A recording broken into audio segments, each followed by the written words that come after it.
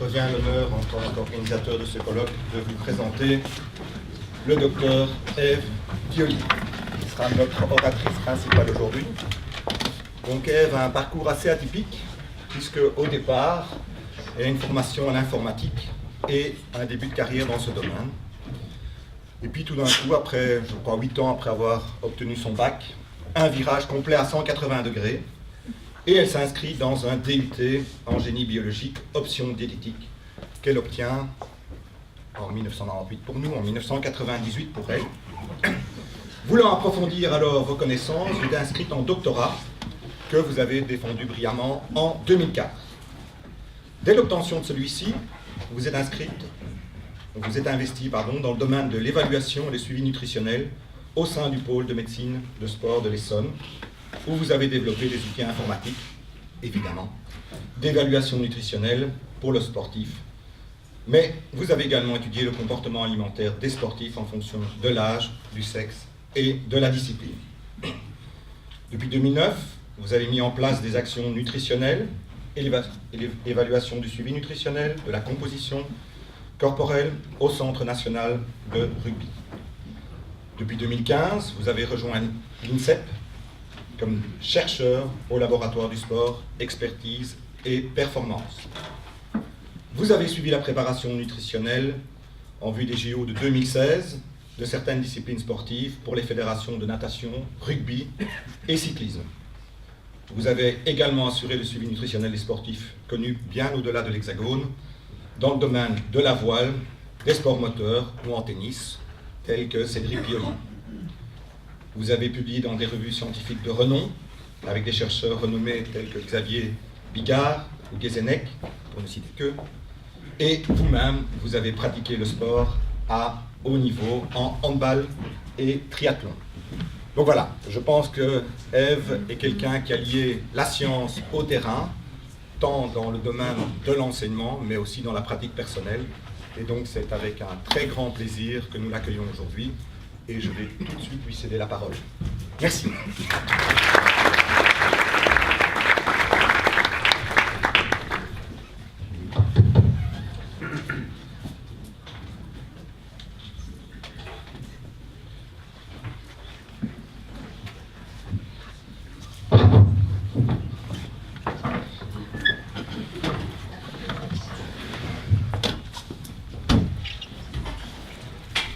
Merci beaucoup pour cette présentation. Donc, pour commencer, je voudrais remercier le comité entier de m'avoir convié à cette matinée pour pouvoir échanger avec vous sur cette thématique de la diététique sportive. Je voudrais vous remercier aussi d'être venus si nombreux pour parler effectivement de la diététique sportive qui est somme toute un domaine assez vaste, puisque si on prend en compte chez le sportif les différents gabarits qu'on peut avoir, qui peuvent être extrêmement variés, à la fois d'une discipline à l'autre. Là, il y a un même outil qui est le vélo, mais on voit que les sollicitations sont différentes. Et au sein d'une même discipline, on peut aussi avoir des gabarits très variés. Dans le sport, il y a aussi des types d'exercices extrêmement variés en termes de durée, d'intensité, continu, intermittent. Et si on parle de performance, on parle bien sûr de compétition. Il y a des formats de compétition qui sont extrêmement différents, tant à la fois sur le type d'épreuve, ça peut être très court, ça peut être très long. Les épreuves peuvent être répétées dans la journée ou pas, il peut y avoir qu'une seule épreuve. Il peut aussi y avoir plusieurs jours d'épreuves à la suite. Donc, une multitude de formats de compétition qui fait qu'on peut difficilement concevoir qu'il y ait une seule solution qui puisse convenir pour tout le monde dans toutes les situations. On va néanmoins essayer de distinguer quelques grandes lignes de la diététique du sport. Et je vais commencer par un chiffre, 73%. Alors ça, c'est l'année dernière, quand je me suis penchée sur notre activité nutritionnelle à l'INSEP. Et je me suis posé la question, pourquoi est-ce que les sportifs qui viennent nous voir, viennent-ils nous voir? Donc l'année dernière, on a fait à peu près 200 suivis, enfin on a vu un peu moins de 200 sportifs en suivi. Alors c'est des suivis, on va dire, des demandes spontanées, ça ne fait pas partie du suivi médical réglementaire, dans lequel il y a une évaluation diététique. c'est vraiment des sportifs qui spontanément sont venus nous voir pour avoir un suivi nutritionnel. Donc pourquoi est-ce qu'ils sont venus nous voir? 3 sur 4 sont venus nous voir pour une considération liée à la composition corporelle, en particulier pour la perte de poids. Ce qui veut dire que c'est quand même largement encore ancré dans l'esprit que l'alimentation égale poids, composition corporelle, masse grasse, en gros. Et en fait, si j'ai pas trop de masse grasse à perdre, j'ai pas tellement besoin d'aller voir le diététicien ou le nutritionniste. Ça, on se rend compte que c'est encore un lien, un raccourci qui est fait entre l'alimentation. Mais justement, le premier point, c'est de dire que l'alimentation, c'est pas que des calories, c'est pas que de l'énergétique. Pour illustrer ces propos, vous allez voir un schéma avec du métabolisme. Donc vous avez en haut les macronutriments, la production d'énergie. La voie n'est pas directe, elle passe par une multitude de réactions. C'est compliqué. Et là, j'ai entouré en rouge l'intervention des vitamines. Simplement pour illustrer le fait que pour que toutes ces réactions se produisent de manière optimale, il est nécessaire d'avoir un environnement nutritionnel optimal. Donc l'alimentation du sportif, ce n'est pas que les substrats énergétiques, il y a tout cet environnement nutritionnel qui est important. Et l'enjeu donc de l'alimentation du sportif, ça va être de trouver tous ces éléments dans l'assiette.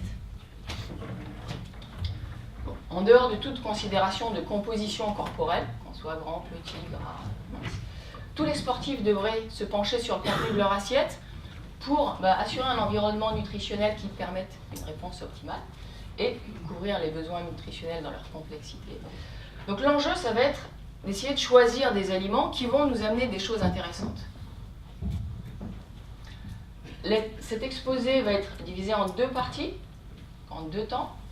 Premièrement, l'assiette, le contenu de l'assiette, ce que le sportif devrait avoir dans son assiette matin, midi, soir, ce qui va servir à couvrir certains besoins nutritionnels qui vont avoir un effet pas forcément à court terme, mais qui vont s'inscrire plus dans le moyen long terme, et qui vont surtout permettre d'assurer un environnement nutritionnel qui permettra aux sportifs d'être performants au moment de l'exercice. Et à ce moment-là, au moment de l'exercice, il y a aussi d'autres actions à avoir, actions nutritionnelles, des apports nutritionnels qui vont avoir une répercussion, mais là, plus directe sur la performance.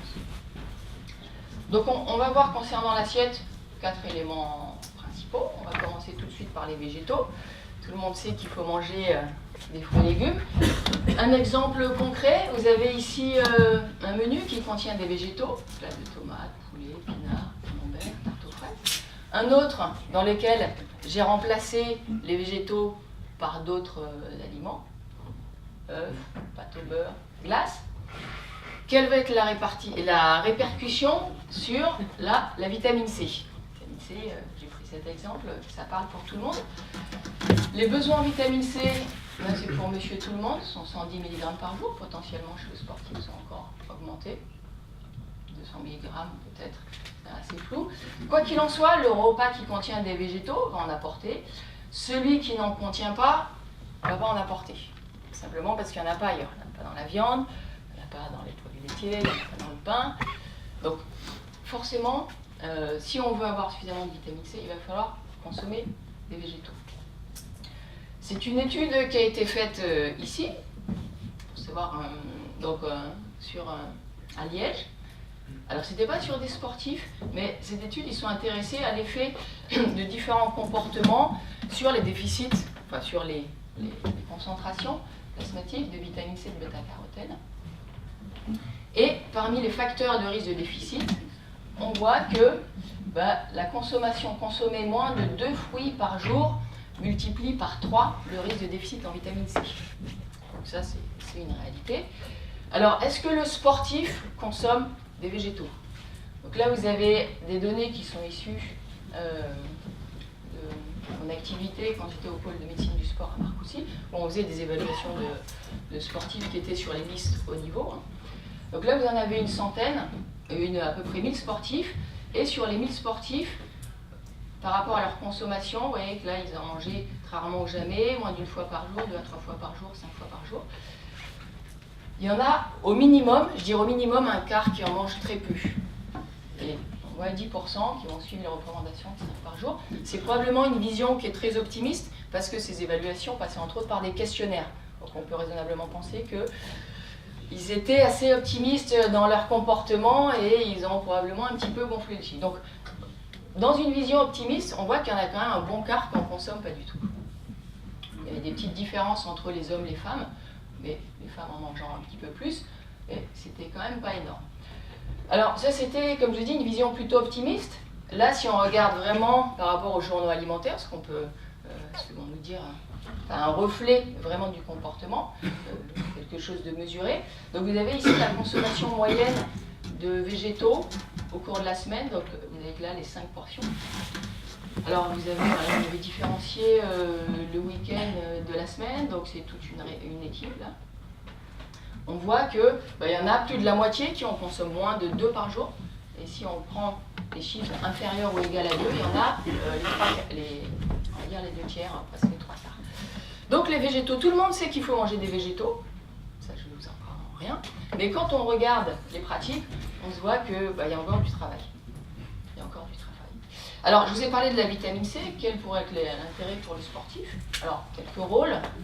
Premièrement, la vitamine C, elle va jouer un rôle important dans la synthèse du collagène, qui est un élément constitutif de tous les tissus conjonctifs, donc tendons, ligaments. Un rôle aussi important dans la synthèse de la carnitine, qui est un élément important pour faire entrer les acides gras dans la mitochondrie, donc pour l'oxydation des lipides, et aussi de la noradrénaline, qui fait partie des catécholamines. On sait qu'elle améliore aussi l'absorption du fer. Et surtout, le rôle qu'on y connaît, c'est ses propriétés antioxydantes. Alors, propriétés antioxydantes, c'est un terme qui parle probablement à un certain nombre d'entre vous, peut-être pas à tout le monde. Quel est le contexte? Les antioxydants font référence aux radicaux libres, donc aux entités radicalaires oxygénées. Ce sont des molécules d'oxygène qui sont très réactives et qui sont susceptibles d'interagir avec leur environnement. Les principales sources, on voit, il y a l'environnement, mais il y a aussi l'exercice au cours de la chaîne respiratoire, puis aussi les phénomènes d'ischémie, le débit sanguin chute, comme le débit sanguin.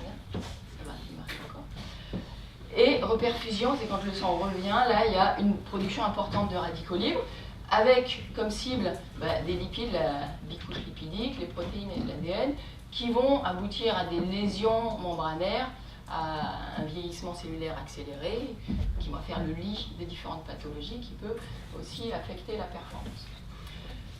L'organisme étant bien fait, il a prévu un système, alors je dis bien c'est un système, c'est pas une seule molécule, c'est bien un système qui permet de neutraliser ces entités réactives, dont font partie la vitamine C, bêta-carotène, etc. Donc quand j'explique ça à des sportifs, et potentiellement ils me disent ok, j'ai compris que la vitamine C c'est important. Moi j'ai horreur des végétaux, franchement j'arrive pas. Donc je vais me supplémenter. Alors là je vais vous donner 3 bonnes raisons de ne pas passer par cette voie-là, mais plutôt d'essayer de manger des végétaux. Premièrement, parce qu'une supplémentation en antioxydants, en vitamine C potentiellement, ça peut réduire les adaptations à l'entraînement. Alors, de quoi parle-t-on quand on parle d'adaptation? Quand on fait de l'exercice, que ce soit un exercice en endurance ou bien un exercice de force, dans l'organisme va se produire une multitude de réactions, d'événements qui vont s'inscrire dans des temporalités différentes, mais qui vont aboutir à une amélioration de la performance, qu'elle soit en endurance. Alors, l'objectif n'est pas de rentrer dans les détails, parce que c'est très complexe, mais c'est simplement de comprendre ce process d'adaptation, toutes ces réactions qui vont se produire. Et il se trouve que vous avez ici à peu près la même chose, mais décrit un peu différemment. Vous avez l'exercice ici, différentes réactions qui vont aboutir à la transcription des gènes et qui vont participer aux adaptations musculaires. Il se trouve que ces molécules de radicaux libres, ces espèces oxygénées, vont servir entre autres de signal à ces réactions-là. Ce qui veut dire que si avec les antioxydants, on essaye d'inhiber complètement la production de radicaux libres, on va limiter les adaptations à l'exercice. Donc on va rendre l'entraînement moins utile. Alors, concernant ces radicaux libres par rapport à l'exercice maintenant, l'effet est lié au principe d'hormésie. Ce principe, il veut qu'une petite quantité va être bénéfique, par contre, une quantité importante va être délétère. Donc c'est un petit peu ce qui est sur ce schéma, ce qui est montré. Une exposition légère aux radicaux libres va représenter un bénéfice pour la performance et les adaptations. Par contre, une exposition trop importante, là, va devenir négative. Donc c'est un peu la complexité dans cet aspect antioxydant, radicaux libres, stress oxydant chez le sportif, c'est de savoir où placer le curseur. Quoi qu'il en soit, essayer d'avoir sa vitamine C, bêta-carotène par l'alimentation, on va se prémunir d'en apprendre trop et de limiter les adaptations. Deuxième raison importante pour laquelle il vaut mieux essayer de manger des végétaux, et là il y a des spécialistes dans la salle, notamment, tout ce qui est polyphénol, caroténoïdes. Les végétaux contiennent des substances extrêmement intéressantes, telles que les polyphénols et les caroténoïdes, qui ont des propriétés antioxydantes, anti-inflammatoires, antitumorales, qui vont exercer un effet bénéfique sur la santé et qui sont tellement nombreuses qu'on ne peut pas les mettre de toute façon dans un comprimé. Donc il vaut vraiment mieux manger des végétaux. Alors je vous ai mis ici quelques données sur le contenu en vitamine C et polyphénol de fruits belges, parce que ça a été fait par une équipe à l'université de Liège. Ils ont regardé différents fruits. Alors il y a une variabilité assez importante, mais là j'ai pris les moyennes. Vous voyez qu'une pomme va amener à peu près 40%, une pomme consommée en Belgique, hein, c'est vraiment des fruits qui étaient ici proposés en Belgique. 40% de vitamine C, 40% de polyphénol. Bon, sachant que les polyphénols, il n'y a pas d'apport nutritionnel conseillé, c'est des apports suggérés. La poire en amène à peu près 30%, et on voit que les fraises, donc 6 fraises, 5-6 fraises, à peu près 80 grammes, vont être très intéressantes pour tout ce qui est vitamine C, là un petit peu moins là, pour les polyphénols. C'était simplement, effectivement, pour mettre en avant l'intérêt des fruits ici, que vous avez à disposition en Belgique. La troisième raison, elle est liée à un autre aspect, c'est que les végétaux sont source de prébiotiques, qui sont des ingrédients qui vont favoriser la croissance sélective de certaines bactéries du microbiote. Donc ça, c'est un point important. Il faut voir qu'il y a de plus en plus de données sur ces éléments, ces bactéries qui peuplent donc notre système intestinal.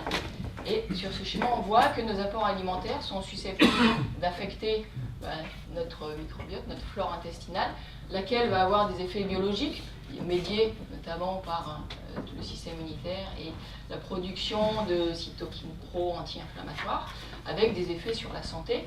Et la consommation de végétaux, telle qu'on peut voir là dans l'alimentation méditerranéenne, va favoriser un microbiote, un équilibre dans les différentes espèces bactériennes, plutôt favorable à tous ces aspects anti-inflammatoires et protection. Donc, pour toutes ces raisons, c'est vraiment important de pouvoir avoir, les végétaux doivent avoir une place de choix dans l'assiette du sportif. Ça, tout le monde le sait, mais on essaie de trouver des arguments pour faire en sorte que les sportifs en consomment. On va voir maintenant les féculents, rapidement. Féculents, vous savez ce qu'il en est, pâtes, riz, etc. Est-ce qu'il y a des féculents qui sont plus intéressants que d'autres? Je vous rappelle qu'on est dans cette approche qualitative. Donc là, encore un exemple concret. Vous avez ici des apports en magnésium de différents féculents, des haricots blancs, du pain blanc, du pain complet. 50 grammes, c'est ce qu'on va trouver, c'est les pains de collectivité. C'est à peu près un pain comme ça. Une assiette de riz blanc, une assiette de riz complet.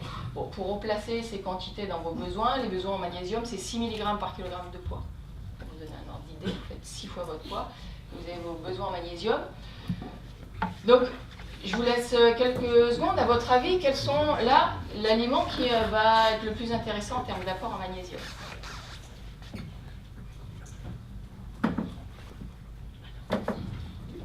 Suggestion? Alors, on se doute bien qu'il y en a deux qui ne sont pas terribles. Donc, effectivement, les légumes secs, les haricots blancs, sont très riches. Le riz complet, le pain complet, on voit qu'à la traite, il y a le riz blanc et le pain blanc, parce que les céréales, quand on raffine le grain, on va enlever l'écorce, mais on va enlever aussi beaucoup d'éléments intéressants. Alors, c'était un exemple pour le magnésium, et vous avez la même chose pour les vitamines du groupe B, très impliquées dans le métabolisme énergétique. Donc là, c'est l'apport en vitamines pour 100 g d'aliments, et on voit entre le riz blanc, le riz complet, et là, c'est les pois chiches, donc les légumes secs, on voit clairement que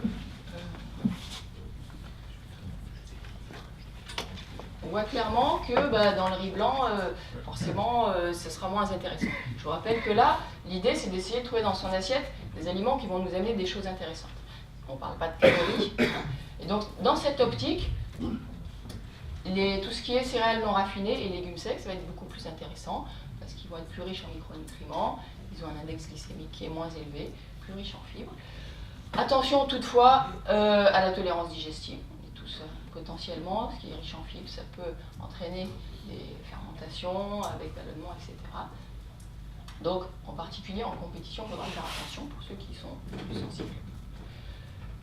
Donc voilà pour les féculents. Maintenant, on va dire un petit mot sur les sources de protéines.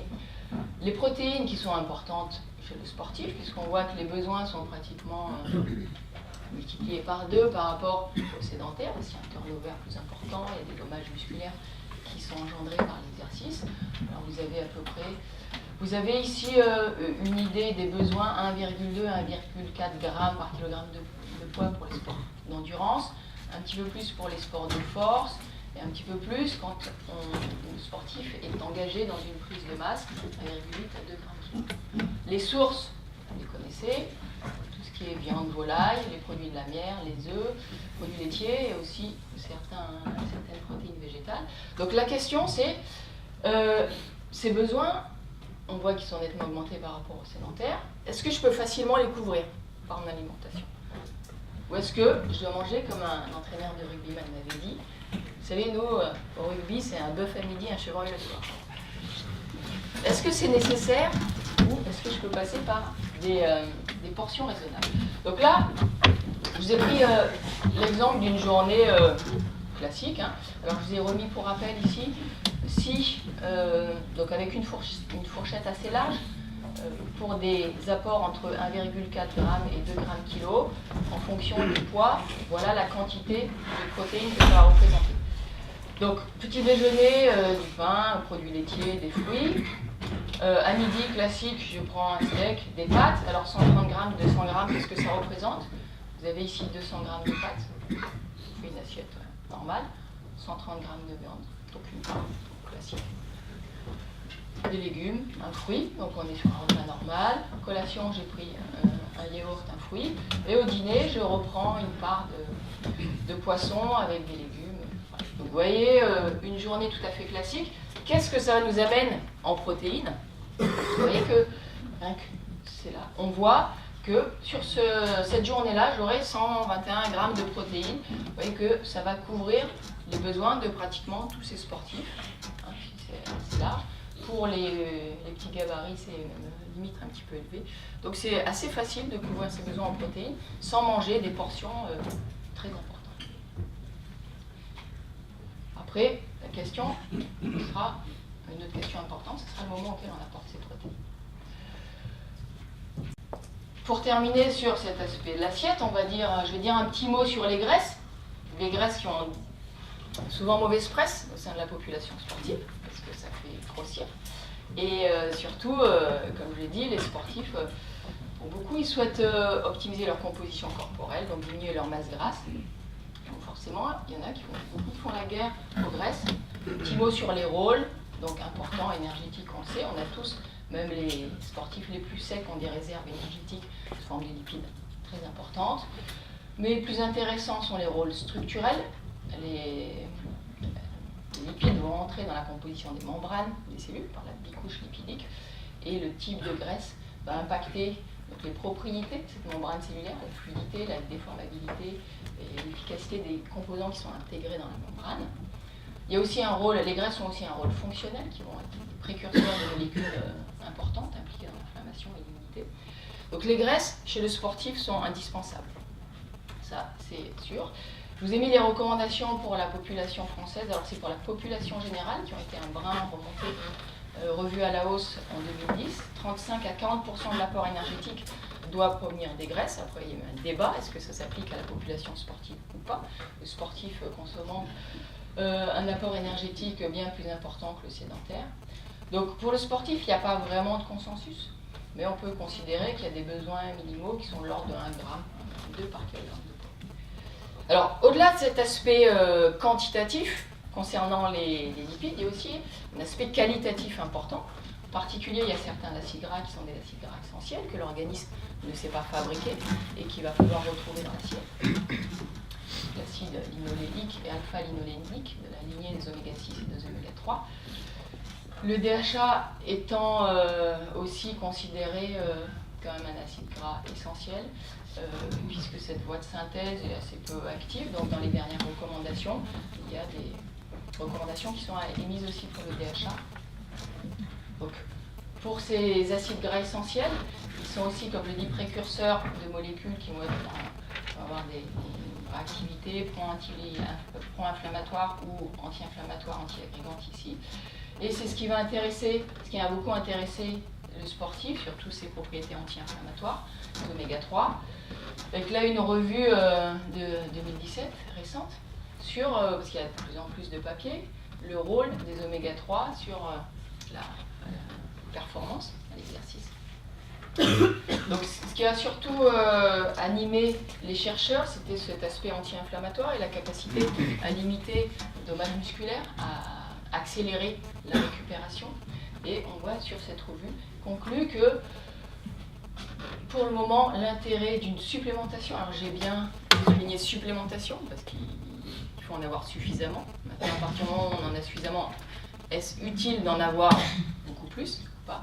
Actuellement, en l'état des connaissances, d'en apprendre beaucoup plus, ça ne permettrait pas d'améliorer la performance.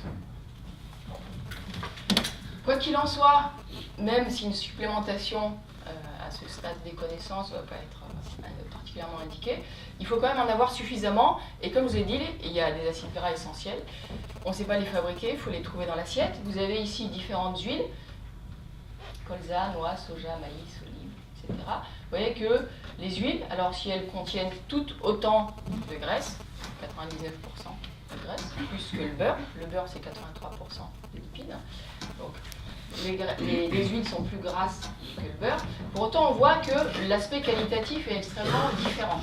Donc vous avez différentes familles de graisses, saturées, là les monoinsaturées, oméga 6, donc plutôt pro-inflammatoire, on n'en veut pas trop, oméga 3 plutôt anti-inflammatoire.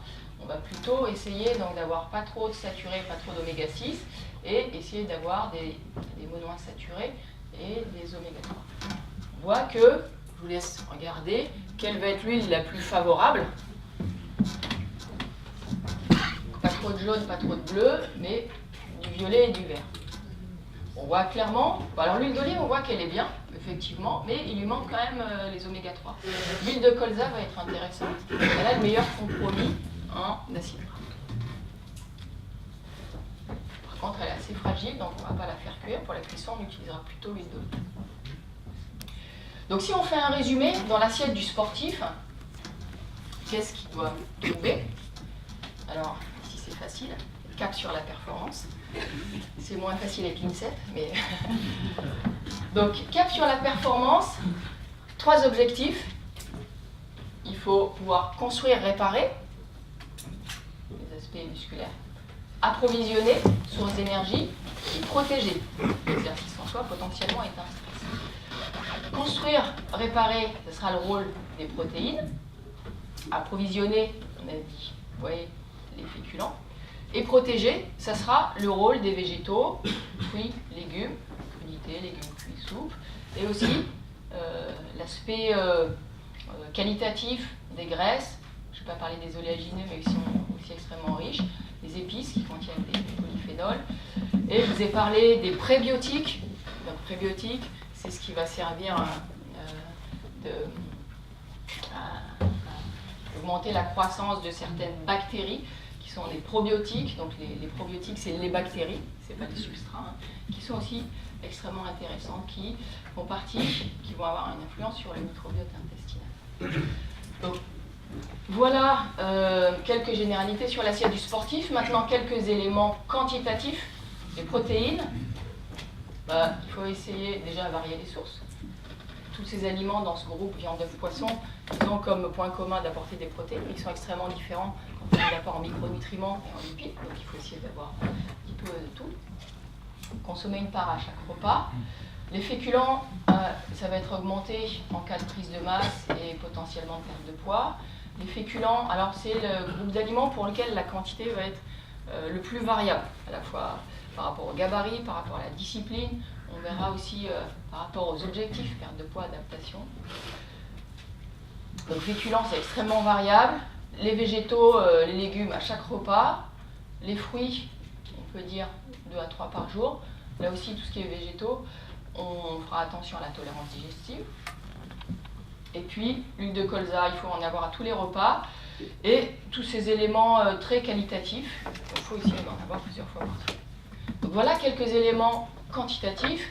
Maintenant, si on peut voir quelques éléments qualitatifs, quels sont les aliments qui pourraient être intéressants particulièrement? Donc là, je vous ai mis maquereaux, sardines, qui sont des petits poissons, qui sont source d'oméga 3. Les fruits de mer sont très riches en micronutriments. Et là, vous avez aussi volaille, la viande, malgré tout, qui amène du fer, du zinc, qui sont intéressants. En ce qui concerne les féculents, si on veut avoir un apport qualitatif, on va prendre plutôt les céréales non raffinées, les légumes secs. Les légumes, je vous ai mis quelques végétaux. Le poivron est très riche, l'un des plus riches, des aliments les plus riches en vitamine C.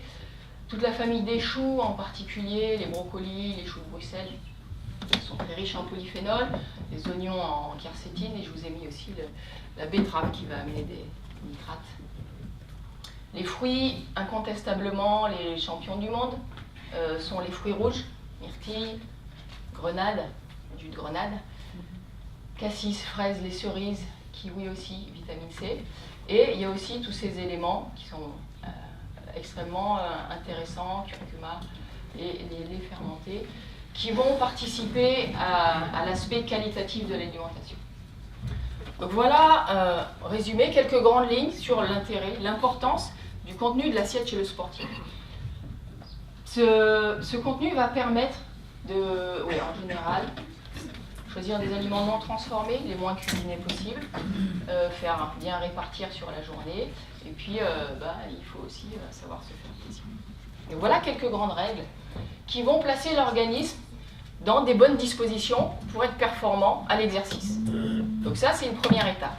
Ça ne va pas être suffisant, mais c'est une étape nécessaire, mais pas suffisante.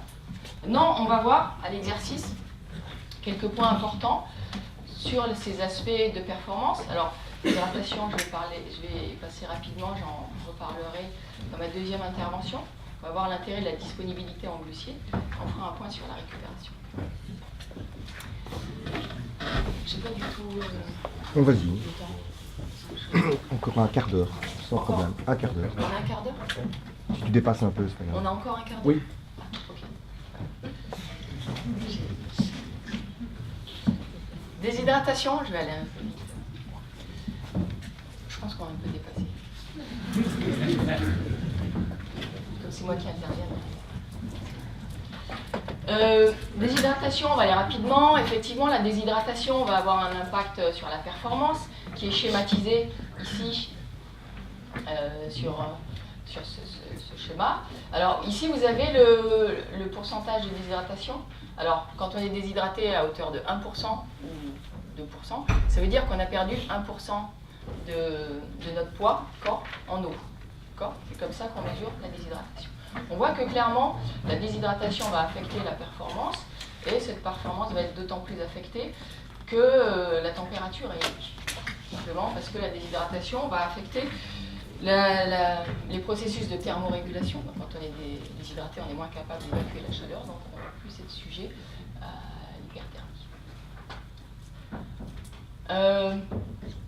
Quelques points importants. Quand on arrive à l'entraînement, il faut être bien hydraté, forcément. Ça, c'est donc, Un bon indicateur, c'est la couleur des urines. Vous voyez que nous, on aime bien collectionner les petits pots d'urine. Donc, on va avant les entraînements, on recueille les urines. Et on regarde, on voit souvent, là, on a tout le dégradé, c'est très bien pour justement montrer ce qui est bien, ce qui n'est pas bien. Et on s'est aperçu que, dans les mesures, là, sur 80 mesures qu'on a fait chez des sportifs, il y en a les 3/4 qui, quand ils arrivent à l'entraînement, ils ne sont pas bien hydratés. Alors, c'est du bon sens, hein, tout le monde sait qu'il faut être bien hydraté. Pour autant, quand on regarde vraiment ce qui se passe sur le terrain, la réalité fait que beaucoup de sportifs ne sont pas bien hydratés. Donc, recommandation, quand on va à l'entraînement, il faut être bien hydraté. Donc là, je vous ai mis, la couleur des urines est un bon indicateur. Les pertes hydriques sont très variables, c'est difficile de donner des recommandations. Vous avez ici, donc c'est sur 63 sportifs, les pertes hydriques à l'entraînement, dans des situations d'entraînement. On voit qu'il y en a un tiers qui perdent moins d'1 litre, un tiers qui perdent entre 1 litre, 1,5 litre, et un tiers qui perdent plus d'1,5 litre. C'est très variable, ça dépend, il y a des facteurs individuels. Donc ça, c'est une étude qu'on a faite avec les basketteurs. On a regardé l'impact de la déshydratation sur la biomécanique du geste, du tir à 3 points. Donc ils étaient vraiment dans les mêmes conditions, standardisées. Donc on les a mis 1 heure dans la chambre chaude. Et on voit que les pertes hydriques ont varié d'un facteur 3. Alors que c'était vraiment, les gabarits sont assez standardisés. Ils étaient dans les mêmes conditions, il y en a qui ont perdu un petit litre et il y en a qui ont perdu pratiquement 3 litres. Donc ça, c'est très variable. Ça va dépendre aussi d'autres facteurs, bien sûr les conditions climatiques, le type d'exercice, etc. Tout ça fait que c'est difficile de donner une recommandation comme ça a priori. Le mieux, c'est que le sportif se connaisse et qu'il évalue sa propension à transpirer, à avoir de la perte hydrique. Le conseil étant d'éviter de perdre 2% de son poids de corps. Disponibilité en glucides. Je vais passer... Est-ce qu'il y a un intérêt à à surcompenser ses réserves en glycogène avant un exercice, les jours précédant une épreuve?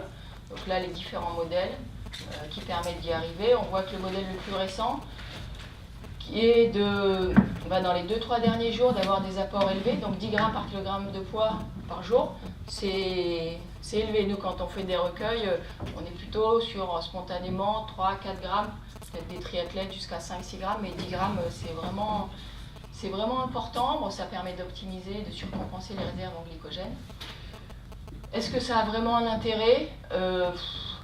C'est un intérêt si l'exercice dure plus d'1h30 et surtout s'il n'y a pas la possibilité de prendre une boisson glucidique au cours de l'exercice.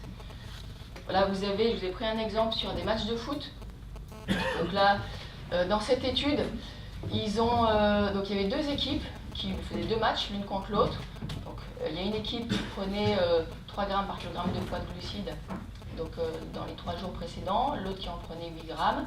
Donc ils faisaient 2 matchs, donc ils intervertissaient. Et ils ont vu que, donc là vous avez la distance parcourue au cours des matchs. Lorsque les sportifs y consommaient plus de glucides dans les 3 jours précédents, on voit qu'ils parcouraient une distance beaucoup plus importante. Sachant que les matchs de foot, ils ne peuvent pas boire. Ils boivent avant et ils boivent à la mi-temps. Ils ne peuvent pas boire. Donc on retrouve cet aspect. Et surtout, ils parcouraient plus de distance, et ce, quelle que soit la vitesse considérée. La vitesse élevée, vitesse lente. Quelle que soit la vitesse, ils parcouraient plus de distance. Donc ça peut avoir un intérêt pour une épreuve longue, dans laquelle on n'a pas la possibilité d'avoir une boisson glucidique. Comme on n'a pas beaucoup de temps, je vais aller à la conclusion. Est-ce qu'il y a un intérêt à avoir des index glycémiques faibles avant l'exercice ou pas? Bon, ça va limiter l'amplitude des variations glycémiques associées à l'exercice, effectivement, ça va majorer l'utilisation des lipides. Par contre, sur la performance, l'effet, il est très léger. Donc il y a un bénéfice léger sur les capacités d'endurance, c'est-à-dire quand on demande de courir le plus longtemps possible. Par contre, pour des exercices de type contre la montre, où on doit parcourir une distance le plus rapidement possible, il y a assez peu d'effets. Ou éventuellement, si on n'a pas la possibilité de consommer une boisson glucidique au cours de l'exercice, là ça peut éventuellement représenter un bénéfice. Sinon, le bénéfice est vraiment très léger. Est-ce qu'il y a intérêt à prendre une boisson glucidique pendant l'effort? Donc là, je vous ai pris quelques exemples d'efforts différents. Si je cours un marathon, quelle va être la différence si je prends une boisson glucidique au cours de mon marathon ou pas? Donc vous avez ici donc une boisson glucidique dosée à 7%, donc pendant 35 km, et les 5 derniers kilomètres devaient être faits le plus rapidement possible. Sur les 5 derniers kilomètres, il gagne à peu près 3 minutes entre une boisson glucidique, enfin un sportif qui a pris une boisson glucidique, et l'autre qui a pris un placebo. Chez les cyclistes, ça marche aussi. Donc là, vous avez 2 heures à pédaler en prenant une boisson glucidique soit avant-pendant, soit juste pendant, soit juste avant. Un sprint le plus rapide possible. Effectivement, quand on prend des glucides, surtout l'élément déterminant, c'est pendant. Et effectivement, ils sont plus rapides sur le sprint. Donc je vous ai pris différents exercices. Là, c'est sur une épreuve de type match de basket. Donc il y a 4 cartons. Là, c'est les performances en sprint. Il peut faire plusieurs sprints, une répétition de sprint. On voit que ça se joue, alors ça se joue pas sur les premiers cartons, mais sur le dernier carton. Là, le fait d'avoir pris une boisson glucidique pendant le match, entre guillemets, ça permet d'être plus rapide sur les sprints. Ça permet aussi de maintenir la performance en saut. Donc là, il devait faire 20 sauts. Là aussi, ça ne se joue pas dans la première mi-temps. Ça se joue vraiment dans le dernier quart-temps. Et pour terminer, sur les performances psychomotrices, donc là, c'est une étude qui a été faite au basket. Ils ont regardé, là, c'était sur l'hydratation, si les sujets étaient bien hydratés ou pas. Et vous voyez que là, si la valeur est élevée, ça veut dire qu'il y a une amélioration du taux de réussite au tir en basket. Si la valeur est plus basse, il y a une diminution. Quand les sportifs étaient déshydratés, ils avaient un pourcentage de réussite au tir qui était moins gros. Quand ils avaient pris une boisson glucidique, ils étaient meilleurs. Donc assurément, prendre une boisson énergétique au cours de l'effort permet d'améliorer la performance.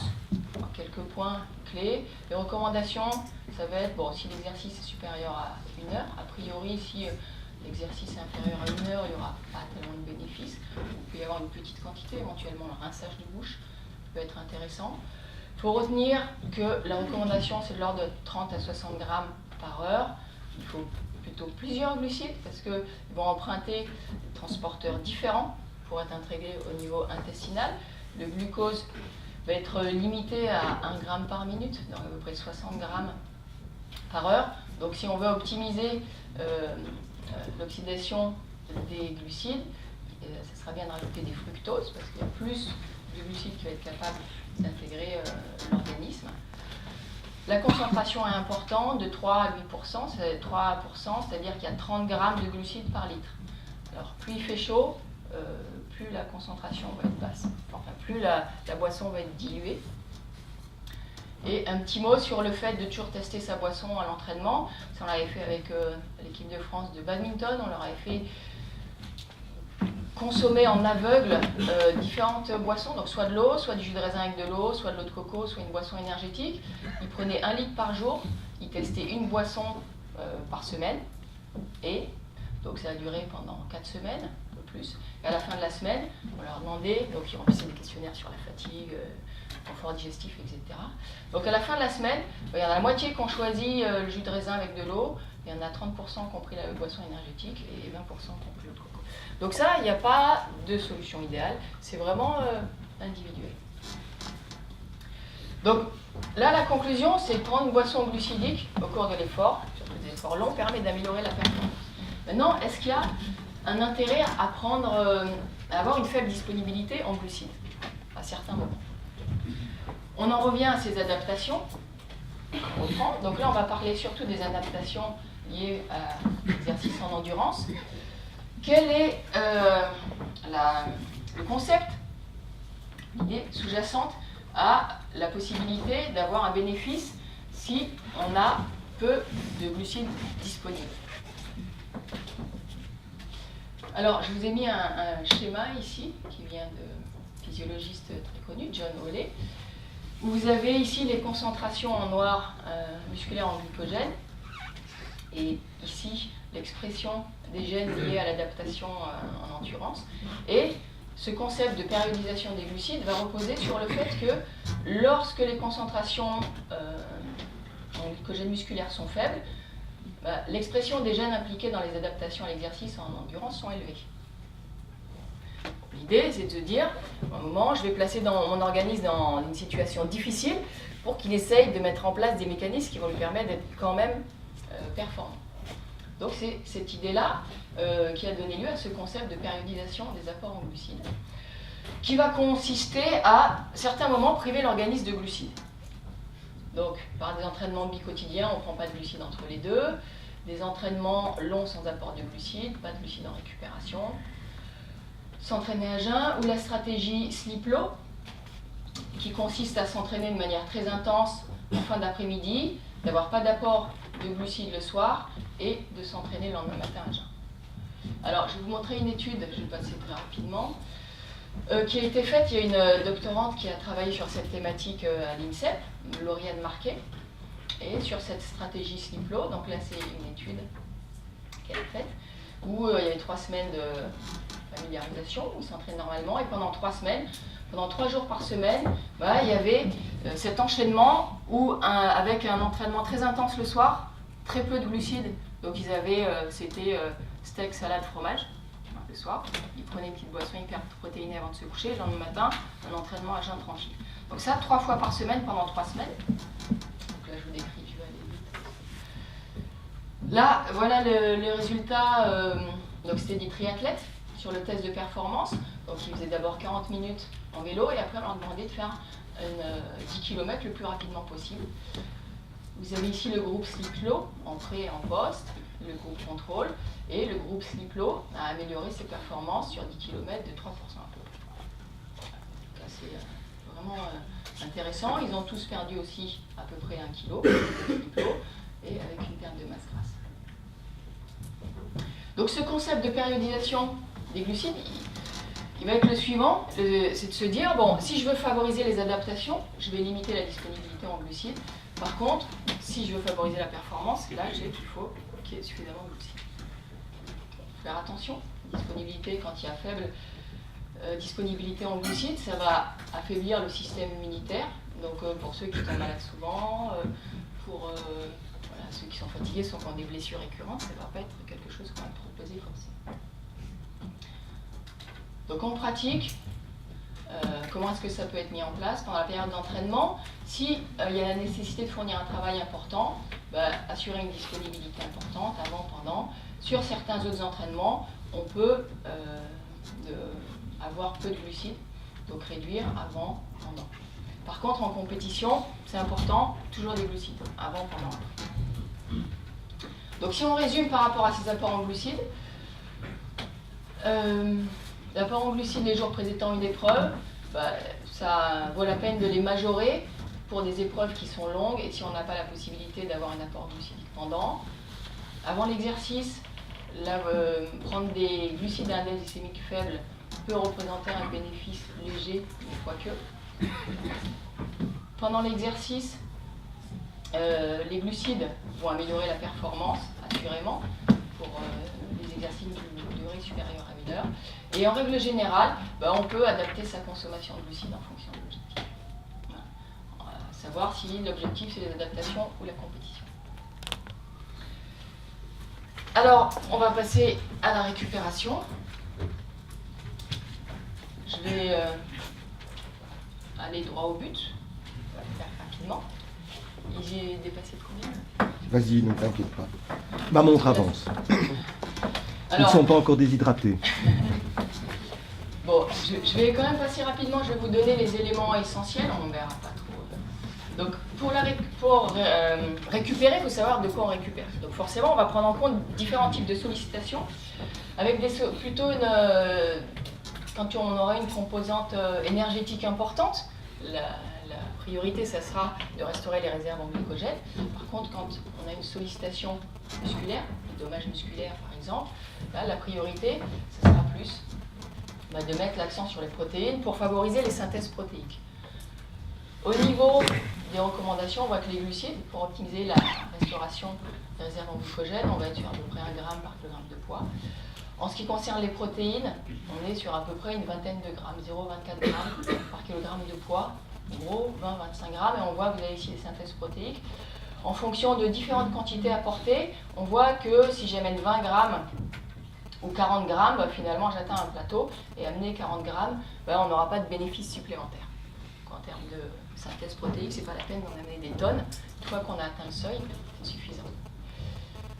Au niveau du timing d'ingestion, le plus important, ça va être d'assurer une disponibilité importante et rapide de l'élément considéré, donc que ce soit des glucides ou bien des protéines, immédiatement. Donc là, je vous passe les principales. Au niveau de la cinétique, justement, pour participer à ce timing, là, le fait d'apporter des glucides et un index glycémique élevé, ça va être plus intéressant, ça va permettre une resynthèse de glycogène plus élevée. En ce qui concerne les protéines, là aussi, c'est important d'avoir une disponibilité en acides aminés rapide. Donc, dans cette étude, ils ont regardé les concentrations plasmatiques, donc des acides aminés totaux pendant 3 heures après l'ingestion de différentes protéines. Vous voyez que ça peut être très différent. En haut, là, vous avez du lait. Là, c'est une boisson, un substitut de repas qui est fait à base de protéines de lait, donc on retrouve à peu près la même cinétique. Ici, vous avez le lait de soja, et là, vous avez les œufs, l'œuf et le bœuf. On voit que le plus intéressant, ça va être les protéines de lait, sachant dans les protéines de lait, il y a plusieurs protéines, les rapides, qui sont le lactosérum, appelé aussi whey en anglais, et la caséine. Donc le plus intéressant va être potentiellement, ce qui permet une disponibilité la plus importante, ça va être le lactosérum.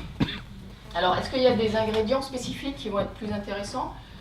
Concernant les glucides, l'ajout de fructose, même si c'est un index glycémique plus bas, peut être intéressant, mais en particulier pour restaurer les réserves en glycogène hépatique du foie. Ça n'a pas d'influence sur les réserves en glycogène musculaire. Et au niveau des protéines, le plus intéressant, c'est la leucine, qui est le seul acide aminé qui va être capable d'activer les voies de signalisation, avec des apports de 3 à 5 grammes. Donc, dans cette étude, ils ont consommé différentes configurations de protéines. Je vais vous montrer, donc là c'est dans l'heure, les 3 heures, à partir d'1h30 à 4h30 après l'exercice. Le plus favorable, ce qui va le mieux stimuler les synthèses protéiques, c'est 25 grammes de whey, donc il contenait 3 grammes de leucine. Et on voit que il y a une autre combinaison qui est aussi intéressante. Il y avait moins de protéines, c'était 6 grammes, par contre il y avait plus de leucine. Donc quand il n'y a pas suffisamment de protéines, le fait d'ajouter de la leucine, ça peut être intéressant. Par contre, quand cette leucine était apportée via des acides aminés branchés, on ne retrouvait pas cet effet-là. Il y aurait des phénomènes de compétition dans l'absorption qui ferait que la leucine c'est intéressant, mais quand c'est pris au sein des BCA, c'est moins intéressant. Alors, on a vu là les priorités. Est-ce qu'il y a d'autres éléments importants? Pour restaurer les réserves en glycogène, un peu de protéines, surtout si l'apport en glucides n'est pas optimal. Bon, ça va être intéressant aussi, là, s'il y a eu des dommages musculaires. Les glucides, pour stimuler les synthèses protéiques, l'intérêt après un exercice très sollicitant au niveau musculaire, c'est un intérêt surtout au niveau énergétique. Avant, on pensait que les glucides, via la sécrétion d'insuline, étaient capables de limiter les dégradations protéiques, mais finalement, on s'aperçoit que les niveaux d'insuline sont très bas et il n'est pas du tout besoin de consommer des quantités importantes de glucides en récupération, par exemple, d'un exercice de musculation. Voire ça va même limiter l'absorption, la vitesse d'absorption des protéines, donc ça peut même affecter les synthèses. Est-ce qu'il est besoin de répéter l'apport? Donc pour restaurer les réserves en glycogène, oui, à une certaine fréquence, éventuellement toutes les heures, surtout si il est besoin de récupérer très rapidement. Pour activer les synthèses en protéiques, on va se trouver dans une temporalité un peu plus longue, savoir que le meilleur compromis, ce sera d'avoir des apports en protéines, donc de l'ordre de 20-25 grammes toutes les 3 heures. Une étude où ils ont regardé, c'était soit 20 grammes toutes les 3 heures, soit 10 grammes toutes les heures et demie, soit c'était 40 grammes toutes les 6 heures. La meilleure configuration, c'est 20 grammes toutes les 3 heures. Je ne vais pas parler d'hydratation, mais bien sûr, dans les deux configurations, se réhydrater c'est important, donc il faut boire 1 fois et demie le volume perdu. Et on verra tout à l'heure les boissons les plus intéressantes. Donc voilà les éléments théoriques pour une bonne récupération. Alors je vais vous montrer juste un exemple de mise en pratique. Comment est-ce qu'on peut mettre tout ça en musique? Parce qu'effectivement, la théorie est une chose, mais quand on est face à un sportif, comment est-ce qu'on peut faire? Donc ça, c'est les protocoles de récupération qu'on avait fait avec la Fédération française de rugby pour la préparation de la Coupe du Monde en 2015. J'avais travaillé avec tout le groupe. Et qu'est-ce qu'on prenait en compte pour mettre en place les protocoles de récupération? On prenait, donc ça fonctionnait par demi-journée, le nombre et le type d'entraînement dans la demi-journée. On prenait les contraintes musculaires, donc ça c'est le préparateur physique qui estimait les contraintes, donc ça allait de... Il y avait 4 niveaux, de moins, moins, moins à plus, plus, plus. La dépense énergétique, le délai qu'il y avait entre 2 entraînements, parce que forcément on ne va pas manger la même chose si l'entraînement est tout de suite ou pas, et le délai qu'il y avait au repas. Et à partir de là, donc, on avait défini aussi des profils du sportif. On ne va pas donner la même chose à un pilier avant qui a une masse grasse assez élevée, qui est costaud, à l'ailier qui court, qui a une masse grasse très sèche. Donc on avait défini 9 groupes. Et voilà comment ça fonctionnait. Donc on avait voilà, une fiche par exemple pour le groupe A1 qui faisait là, il y avait un exercice, une séance de muscu. Tout de suite ils enchaînaient par le rugby et après, ils avaient un moment assez long jusqu'au repas qui laissait le temps d'avoir une collation protéique. Voilà. Alors pourquoi est-ce que là, il y avait la whey c'était mieux? Parce que c'est vrai que c'était l'apport qui permettait d'avoir le 3 grammes de leucine. Donc si je veux avoir 3 grammes de leucine, combien d'aliments est-ce qu'il faut, enfin quelle quantité d'aliments il faut que je mange? Vous voyez que lactosérum, il en faut une trentaine de grammes, donc c'est facile. Le lait, je dois boire presque 1 litre. Donc, pas facile. Et entre-temps, bah, voilà, il faut que je prenne 200 grammes de cabillaud. Donc les œufs, ça fait un paquet d'œufs aussi. Donc voilà, c'est un compromis en fait. Et là, en l'occurrence, ce lactosérum permettait d'avoir... Mais vous voyez qu'il y avait quand même plusieurs alternatives parce que déjà, quand on s'entraîne tous les jours, c'est bien de pouvoir varier. Puis, il y en a qui préfèrent avoir des solutions naturelles, d'autres la poudre, etc. Ça, c'est important. Voilà pour la récupération. Le repas, bon, d'une manière générale, quand on a un repas après l'entraînement, on va avoir des apports suffisants pour peu qu'on mange des glucides. Là, cette assiette va amener 40 grammes de glucides. Si on mange un fruit, on va avoir 20 grammes en plus. Donc on arrive vite aux 1 gramme. Pareil pour les protéines, si tant est qu'on prend un morceau de protéines animales, on va rapidement aboutir à 35 grammes. Donc pour la récupération, les points importants, si le repas est tout de suite après, dans les 30-45 minutes, c'est pas la peine de prendre une collation. Par contre, s'il est plus tard, il va y avoir un intérêt pour assurer une disponibilité rapide. Quand je suis en compétition et que j'ai très peu de temps pour récupérer entre 2 épreuves, qu'est-ce qu'il vaut mieux que je prenne? Donc ça, c'est une méta-analyse qui s'est intéressée à ces aspects-là. Ils ont comparé une prise soit d'eau et de glucides, soit eux uniquement, et ils montrent que, comme on peut s'y attendre, quand j'ai très peu de temps pour récupérer, si j'ai un apport glucidique, ça va améliorer mes performances, la puissance moyenne. Par contre, est-ce qu'il y a un bénéfice à prendre des protéines quand j'ai très peu de temps en récupération, en compétition pour récupérer? Là, il montre qu'il n'y a pas de bénéfice sur la performance. Par contre, vraisemblablement, pour les compétitions qui se passent sur plusieurs jours et qui intègrent des dommages musculaires, comme on peut avoir sur le rugby à 7, par exemple, où ils ont 3 matchs par jour, 2 jours de suite. Ça, c'est une étude qu'on est en train de faire. À ce moment-là, dans cette situation, que les protéines soient intéressantes. Donc j'en arrive à la fin et au point clé. Donc, premier point clé, un point important, l'impact de l'alimentation sur la performance, il ne se limite pas à son influence sur la composition corporelle. Ça, c'est un point important qui est nécessaire de répéter, parce que c'est souvent la porte d'entrée par laquelle les sportifs viennent nous voir. Ça peut jouer sur le système immunitaire, prévention des blessures, et surtout, ça va moduler les adaptations à l'exercice. Ça veut dire que ça va rendre l'entraînement plus ou moins utile. Okay. Donc ça, c'est un premier point. Si on peut donner quelques recommandations simples, déjà on s'aperçoit que quand on est auprès des sportifs et qu'on regarde ce qu'il y a dans les assiettes, on s'aperçoit que très souvent les bases elles ne sont pas assurées. Donc il faut commencer par le début. Quelques bases. À chaque repas, avoir une source de protéines, de végétaux. Donc, comme je dis, la part de féculents, c'est ce qui va être vraiment le plus variable. Éventuellement, on prend un produit laitier. En général, essayez de choisir des aliments qui apportent des éléments intéressants. Privilégier les aliments non transformés. On achète un steak, des végétaux, on les cuisine nous-mêmes. Ça sera mieux que de prendre un cordon bleu, un croque-monsieur déjà préparé. Bien répartir les apports sur la journée. Et puis à l'exercice, quand j'arrive à l'entraînement, j'essaie de bien hydrater, je fais aussi pendant, une boisson glucidique si l'entraînement est intense, et j'applique les bons principes de récupération. Donc ça c'est vraiment la base, pour autant c'est important de l'appliquer et surtout avec constance. Si le sportif suit déjà ces recommandations, il y a 90% du travail qui est fait. Et si on veut aller un peu plus loin, on peut périodiser les apports en glucides, en choisissant quand est-ce qu'on va en apporter, surtout pendant la période d'entraînement. Je le répète, attention à ceux qui tombent malades facilement, ceux qui ont des blessures récurrentes, ça c'est pas appliqué.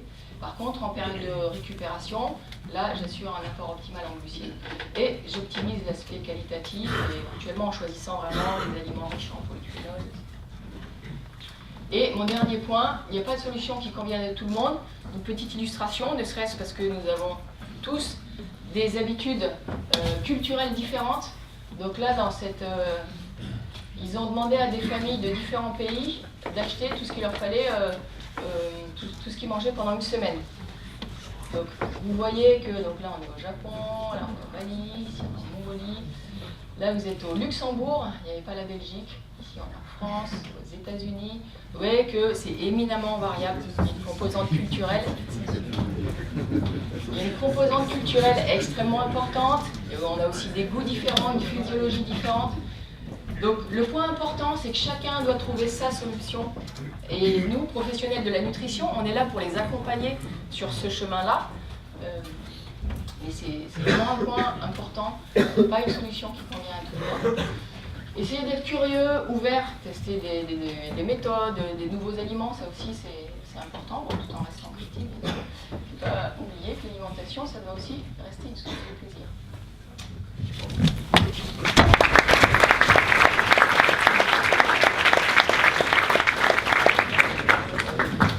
Un tout grand merci à Ève pour cette première partie de présentation. Et comme elle vous l'a dit tout à l'heure, l'intermittent, puisqu'elle va nous faire un deuxième exposé, demande une petite récupération, une petite réhydratation, une petite prise de sucre. Et donc on vous attend juste derrière, et je ne sais pas si Jacques tu peux prendre, vous suivez Monsieur du Château, qui va vous amener à la petite cafétéria pour se substanter. Bon, malheureusement, il y aura un peu d'huile de palme sur les coups de chocolat et sur les croissants, mais on ne dira rien. On se rejoint, alors on avait pris une demi-heure, on a pris un peu de retard, mais je pense que c'est super intéressant. Je vous propose de vous retrouver ici à 20. À tout à l'heure.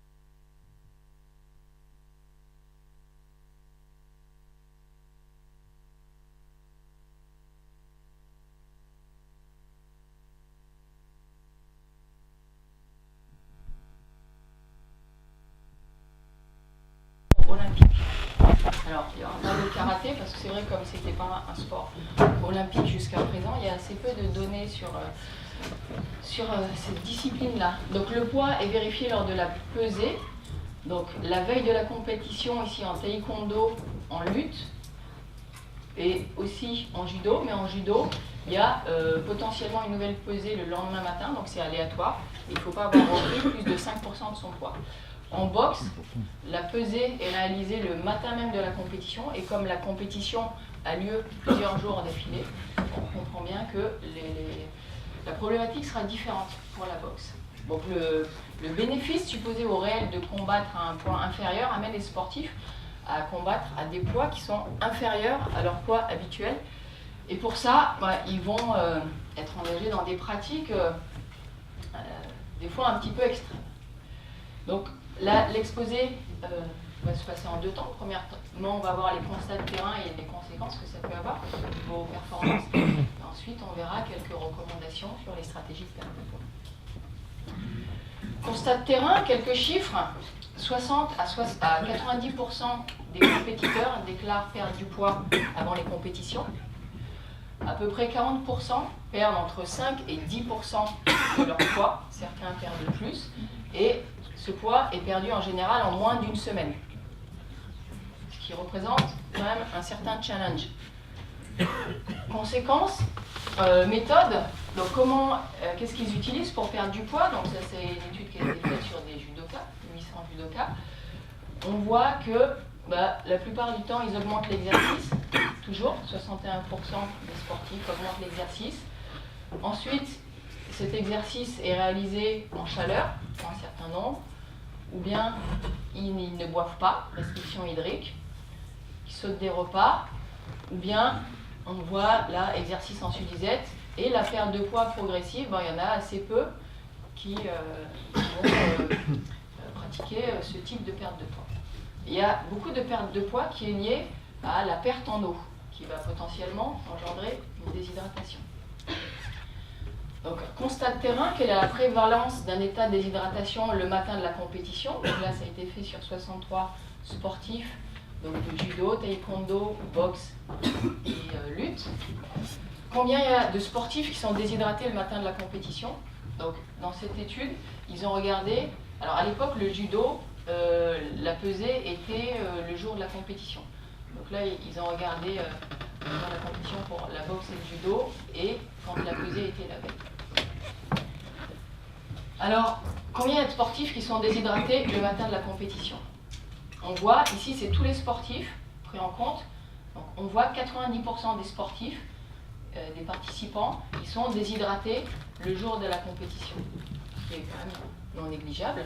Et ça, finalement, donc là, c'est quand les sportifs étaient pesés le matin, avant la compétition. Et là, c'est quand les sportifs, donc pour ces 2 disciplines, taekwondo, lutte, la pesée était la veille. Donc, ils ont eu toute la nuit pour se réhydrater. On voit que, malgré ça, il y en a encore 80% qui restent déshydratés le matin de la compétition. Donc, même s'il y a un laps de temps important, alors soit c'est pas suffisant, soit ils n'utilisent pas les bonnes pratiques pour se réhydrater correctement. Effet de la déshydratation, le sportif, le jour de sa compétition, il est déshydraté. Et alors, quelles conséquences? Là, vous avez une méta-analyse sur l'effet de la déshydratation sur différentes qualités physiques. L'endurance musculaire perd moins 8%. La force, alors il y a une différence entre membre supérieur et membre inférieur. Moins 3%, moins 6% pour le membre inférieur. Capacité anaérobie, moins 3,5%. Puissance anaérobie, moins 6%. Il n'y a que le saut vertical qui est un petit peu amélioré, parce que les sportifs sont un peu plus légers, donc potentiellement, ça représente un bénéfice. Et quoi qu'il en soit, ces 90 sportifs qui sont déshydratés le jour de leur compétition, on voit qu'en termes de performance, ils ne vont pas être dans leur forme optimale, c'est sûr. Par ailleurs, la déshydratation va aussi avoir un effet au niveau cognitif, avec des perturbations au niveau de la mémoire à court terme, les temps de réaction qui vont être plus lents, et va aussi jouer beaucoup sur tout le fonctionnement cardiovasculaire. Une déshydratation va entraîner une perte en eau, forcément. Donc une diminution du volume plasmatique qui va affecter tout le fonctionnement cardiaque, le cœur qui est obligé de battre plus vite pour expulser autant de sang. Et en particulier, ça va altérer les processus de thermorégulation, puisque le principal mécanisme pour évacuer la chaleur, c'est la transpiration. Et si on a moins d'eau, forcément, on sera moins capable d'évacuer la chaleur, avec la chaleur qui va s'accumuler et un risque d'hyperthermie qui est plus important, avec des décès qui ont déjà été constatés, notamment chez des lutteurs, par hyperthermie. Donc il y a un vrai risque, il y a un vrai danger de ces pratiques. Autre effet, là, dans cette étude, ils ont comparé une perte de 5% du poids en 4 jours ou bien en 4 semaines sur les propriétés rhéologiques du sang, c'est-à-dire, rhéologie, c'est tout ce qui est relatif à l'écoulement et à la déformabilité des cellules. Conclusion, la perte de poids rapide, donc en 4 jours plutôt que 4 semaines, ça va affecter ces propriétés rhéologiques, qui va affecter la microcirculation et donc la fourniture d'oxygène aux cellules. C'est donc délétère pour la performance. Alors, c'est délétère pour la performance. Maintenant, qu'est-ce qu'il en est du risque de blessure? Dans cette étude, ils ont pris 173 judokas, hommes et femmes, qui ont suivi pendant 3 compétitions, et ils ont regardé la prévalence des blessures pendant la compétition en fonction de la perte de poids. Donc, au cours de ces compétitions, il y a 13% des sportifs qui sont blessés. Parmi ceux qui n'avaient pas perdu de poids avant les compétitions, il y a 14% des sportifs qui sont blessés. Ceux qui avaient perdu du poids, mais moins de 5% de leur poids, il y en avait 21%. Et ceux qui avaient perdu plus de 5% de leur poids, il y en avait 36%. Ce qui veut dire que globalement, perdre beaucoup de poids avant la compétition, ça majore beaucoup le risque de blessure en compétition. Est-ce que je risque de tomber malade? Donc là, c'est sur des tendinites. L'incidence d'infection des voies aériennes supérieures au cours de l'entraînement, de la compétition et de la période de récupération. Donc là, vous avez les jours. Là, c'est la veille de la compétition. Il y en a un quart qui présentait des symptômes. Et on voit surtout que 19 jours après, 3 semaines après la compétition, il y en a encore la moitié qui sont malades. Donc, ce qui va forcément perturber le retour à la compétition et le retour à l'entraînement. Et donc, à l'échelle d'une saison, ça peut affecter ça aussi la performance. Si pendant 3 semaines, on n'est pas capable de s'entraîner. Donc un risque important aussi au niveau du risque infectieux de tomber malade. La perte de poids va aussi générer des adaptations métaboliques. Donc dans cette étude, ils sont intéressés sur 27 hommes au métabolisme de base en fonction des habitudes. Ceux qui avaient l'habitude de perdre du poids rapidement en compétition et ceux qui n'avaient pas l'habitude, qui ne perdaient pas de poids. Donc là, vous avez la quantité l'énergie dépensée au repos chez ceux qui sont habitués à avoir des pertes de poids rapides, donc 4,6 kJ par kilogramme de masse maigre. Et en fait, on voit que ceux qui n'ont pas l'habitude de faire des pertes de poids rapides, ils dépensent plus de calories. Donc en fait, quand on va priver l'organisme, le mettre en déficit énergétique, lui il s'adapte et il va mettre en place des processus d'économie d'énergie, donc il va dépenser moins. Il va dépenser moins d'énergie. On voit ici sur les dépenses de repos de ces deux populations, ceux qui sont habitués à avoir des pertes de poids, on voit que leur métabolisme de base, donc il a 1500 calories, alors que les autres ils sont à 1840 calories. Ce qui veut dire que potentiellement ces pratiques de perte de poids à répétition, ça pourrait augmenter le risque de surpoids plus tard. C'est ce qu'ils ont regardé dans cette étude finlandaise. Où ils sont intéressés, il y a 1800 sportifs qui avaient participé aux compétitions internationales entre 1920 et 1965. Parmi ces sportifs, il y avait 370 sportifs qui étaient impliqués dans des sports à catégorie poids. Ils l'ont comparé à des hommes non sportifs. Alors là, ils ont regardé un indice qui est a priori pour le sportif pas un bon indicateur, qui est l'indice de masse corporelle, qui est le poids sur la taille au carré, qui n'est pas un bon indicateur pour le sportif parce que ça prend en compte le poids, et chez le sportif, le poids potentiellement, c'est du muscle, c'est pas de la graisse. Donc c'est moins intéressant, mais on peut quand même penser qu'à l'échelle d'une carrière, et quand le sportif est plus impliqué dans sa carrière, là ça peut être un indice qui peut être intéressant. Que nous disent ces chiffres? Vous avez ici, donc vous avez en fonction de l'âge, ici vous avez l'IMC. Donc l'IMC, plus il est élevé, forcément, plus on est lourd, enfin, plus on a une corpulence importante, plus on est lourd, et a priori, moi c'est bien. Les sportifs qui avaient pratiqué, donc ces 370, un sport à catégorie de poids, vous voyez qu'ils ont un IMC plus élevé, à la fois que la population générale, mais aussi que les autres sportifs.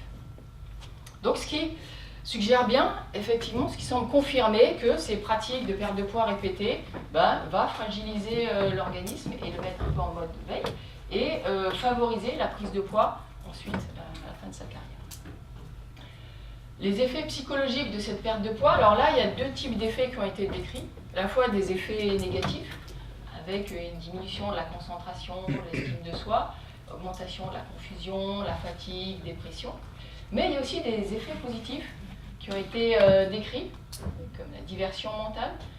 Ça permet de focaliser le stress émotionnel sur des considérations très concrètes. Et surtout, ça majeure la confiance en soi. Une perte de poids réussie, c'est déjà une première victoire. En général, c'est ce que nous disent les sportifs. Voilà, ça commence, ça y est, je fais le poids, c'est déjà mon premier combat qui est gagné. Et ça va majorer la confiance en soi. Par ailleurs, la performance physique peut aussi être un message aux adversaires en disant, voilà, moi je suis bien préparé, attention. Et puis il y a un sentiment d'appartenance à un groupe, j'ai bien fait mon job. Voilà, ouais, j'ai fait mon boulot, j'ai fait mon régime, j'ai réussi mon régime. Et à la limite, il y avait un entraîneur de boxe qui m'a dit, ouais, sur le ring, il faut qu'il rentre, il faut qu'il ait faim. Voilà, on comprend qu'il y a une composante culturelle quand même qui est importante dans ces pratiques de régime. Donc, on voit que ces régimes, finalement, potentiellement, pour la performance, c'est pas l'idéal. En tout cas, dans son aspect les plus extrêmes, quand on perd trop de poids. Pour autant, c'est une réalité, c'est fortement ancré dans la culture. Et à partir de là, bon, qu'est-ce qu'on peut faire pour essayer d'optimiser les pratiques et les stratégies de perte de poids? Donc, on va voir maintenant les recommandations pour les stratégies de perte de poids. On va commencer par le bilan initial. Où là, j'irai vite sur tout ce qui est composition corporelle, parce que le professeur Carpentier vous fera un exposé là-dessus tout à l'heure. La perte de poids progressive, on verra les principaux concepts. Perte de poids rapide, qui pourrait être intéressant jusqu'à un certain point. Et surtout, un point important, comment gérer l'après-pesée, parce que c'est un laps de temps qui est important, c'est une opportunité de récupération qu'il va falloir optimiser et à ce moment-là, mettre en place les bonnes pratiques. Donc c'est important, le bilan initial est important parce que quand on perd du poids, on perd quel poids? On peut perdre de l'eau, on peut perdre de la masse grasse et de la masse musculaire. Les temporalités sont différentes, les variations de volume hydrique au sein de l'organisme, elles sont très fréquentes. Là, si je bois ma petite bouteille d'eau, je vais avoir pris 300 grammes, voilà. Et je peux les perdre aussi très rapidement. Donc là, les variations sont très rapides. Les variations de masse grasse sont lentes, et celles de masse musculaire sont aussi lentes, à l'échelle de la semaine, du mois. Bien sûr, l'effet de ces pertes de poids vont être différentes. Si on est trop déshydraté, on l'a vu, une diminution de la performance, augmentation de la fatigue. La perte en masse grasse va être favorable jusqu'à un certain point. Il ne faut pas non plus descendre trop bas. Et forcément, la perte de masse musculaire va entraîner une perte de force qui n'est pas non plus souhaitable. Donc, ce qui va être à privilégier, c'est la masse grasse, limiter la perte de masse maigre, et le jour avant la pesée, on peut envisager de perdre un petit peu. La composition, donc, quand on commence un programme, on fait un bilan sur la composition corporelle pour voir quelle marge de manœuvre on a sur ces différents secteurs, en particulier sur la masse grasse. Donc, vous allez voir tout à l'heure, vous avez différents moyens. Là, vous avez la pince pédensmétrie qui nous donne la masse grasse et la masse non grasse. Dans la masse non grasse, on a les os, le muscle et l'eau. Vous avez aussi la DEXA, vous le verrez tout à l'heure, qui nous donne les trois compartiments, la masse grasse, les os et puis la masse maigre, dans laquelle on va avoir le côté hydrique et le côté musculaire. Et l'impédensmétrie dans des conditions standardisées qui va nous donner les volumes hydriques. Voilà. Donc, il faut définir la masse grasse cible. Alors là, il n'y a pas vraiment de théorie. C'est vraiment à définir en fonction de chaque sportif. On peut partir déjà de la masse la plus faible qu'il a déjà atteinte. Dans une compétition, il a bien perfait. Bon, il était à combien? Ça peut déjà nous donner un point de départ pour savoir quelle masse grasse on peut se fixer comme objectif pour atteindre. Bon, un sportif qui a déjà une masse grasse très basse, et qui veut perdre plus de 5%, 8% de son poids pour faire le poids, là il faut penser à éventuellement changer de catégorie. Parce qu'on n'a pas trop le choix, il faudra jouer sur le côté musculaire et ça va pas forcément être favorable. Il y a des masses grasses minimales qui ont été décrites chez les hommes et chez les femmes. Bon, quand on arrive là, déjà, on est sec. Donc, c'est pas du tout un objectif, c'est vraiment le côté limite inférieure. On fait un bilan nutritionnel classique. Et puis, on peut aussi mesurer le métabolisme de base, donc soit le mesurer avec les échanges gazeux, avec des équations qui nous permettent d'extrapoler sur la dépense énergétique de repos, donc quand l'organisme ne fait rien, il ne digère pas, il n'est pas en train de se réchauffer, il est allongé, donc ça c'est le métabolisme de base. On peut aussi utiliser des équations, la plus célèbre étant Harris et Benedict, celle qui est pas mal utilisée c'est l'équation de Cunningham pour les sportifs, qui est assez simple, ce qui nous permet de définir l'apport énergétique de la ration. Donc à partir de ce premier bilan, on va mettre en place un programme nutritionnel. Donc là, je vais vous montrer les grands principes basés sur les répartitions en macronutriments. On va forcément diminuer un peu les glucides. Donc on va cibler 2 à 4 grammes par kilogramme de poids, augmenter les protéines et un petit peu diminuer les glucides. Et là, on peut attendre une perte de poids d'à peu près 1 kg par semaine. Variable d'un sportif à l'autre. Et en général, on perd beaucoup au début et à un moment, il y a un plateau. Bon. Donc, cette perte de poids progressive, les grands principes, limiter les aliments à forte densité énergétique. Qu'est-ce que ça veut dire? La densité énergétique, c'est les calories apportées par 100 grammes d'aliments. Donc, vous allez voir, là, vous avez un repas normal, vous avez un repas fast-food, après, vous avez toutes sortes de petites bonnes choses. Et à la fin, vous avez la pomme de yaourt. Donc mon repas normal, c'est un repas classique, steak, pâtes, yaourt, clémentine, classique. Mon repas McDo, c'est un repas que j'ai pris sur un journal alimentaire, je ne suis pas particulièrement spécialiste du McDo. Big Mac, CBO, il paraît que c'est chicken, bacon, oignon. Grande frite, McFlurry, soda. Voilà, un repas classique. Donc quelle est la densité énergétique de ces deux repas? Donc je vous rappelle, c'est densité énergétique, c'est la quantité de calories apportées par 100 grammes de repas, d'aliments. On voit que le repas normal va nous apporter 100 calories pour 100 grammes et le repas McDo, 3 fois plus. C'est-à-dire que sous un faible volume, je vais ingérer beaucoup de calories. Forcément, je vais potentiellement ingérer beaucoup de calories parce que si je veux manger suffisamment en volume, ça va le faire. On voit que tout ce qui est biscuits, chocolat, etc. La densité énergétique est très élevée. La pomme, le yaourt, ils ont l'air assez inoffensifs. Donc là, on essaye de diminuer les calories. Donc on va essayer de choisir des aliments qui nous permettent de manger suffisamment en volume, mais qui vont pas, ça va s'accompagner d'un apport trop important. Donc le premier point, c'est un peu du bon sens, limiter les aliments à forte densité énergétique. Ensuite, on va réduire les glucides, je vous ai dit, de 4 grammes par kilogramme de poids, en particulier au dîner. Et là, on va plutôt privilégier les glucides à index glycémique faible. Donc là, vous avez 14 sportifs qui ont fait 2 épreuves de course. Avant, ils ont mangé des glucides, index glycémique bas ou élevé. Donc là, vous avez les index glycémiques faibles. Donc il y avait des céréales aux fibres, là, comme le whole bran, du lait écrémé, des pêches, des poires, des pêches en conserve, une pomme, et puis du jus d'orange. Pour l'index glycémique élevé, c'était des cornflakes, du lait écrémé, du pain blanc avec de la confiture et une boisson énergétique. On voit, donc là, ils ont eu 3 heures de repos et après, ils ont fait un exercice de 30 minutes à 70% de max. On voit que pendant l'exercice, quand les sportifs avaient pris des glucides et un index glycémique élevé avant, ils ont oxydé principalement des glucides, alors que sinon, ils ont oxydé aussi des lipides. Donc, consommer plutôt des glucides à index glycémique faible, ça va majorer l'oxydation des lipides à l'exercice, qui est plutôt une bonne chose, sachant que ça s'équilibre après sur la journée potentiellement. Mais déjà, c'est un bon point de départ. Un repas à index glycémique faible permet de majorer l'oxydation des glucides. Bon, un petit point sur l'index glycémique, j'en ai pas parlé tout à l'heure. Donc plus l'aliment est élevé, plus l'index glycémique va être élevé. On voit qu'au niveau des féculents, tout ce qui est légumes secs, la pâte, ça va être plutôt bas. Par contre, tout ce qui est riz, pommes de terre, index glycémique plutôt élevé, la référence là étant le glucose, 100. Donc au niveau des féculents, il y a quand même des variations importantes au niveau de l'index glycémique. Au niveau des pains, on a la baguette qui est très élevée, le pain blanc qui sera un pain de campagne un petit peu moins, et les pains aux céréales qui sont plus intéressants. C'est vrai que pour petit déjeuner, on retrouve ici tout ce qui est oléal.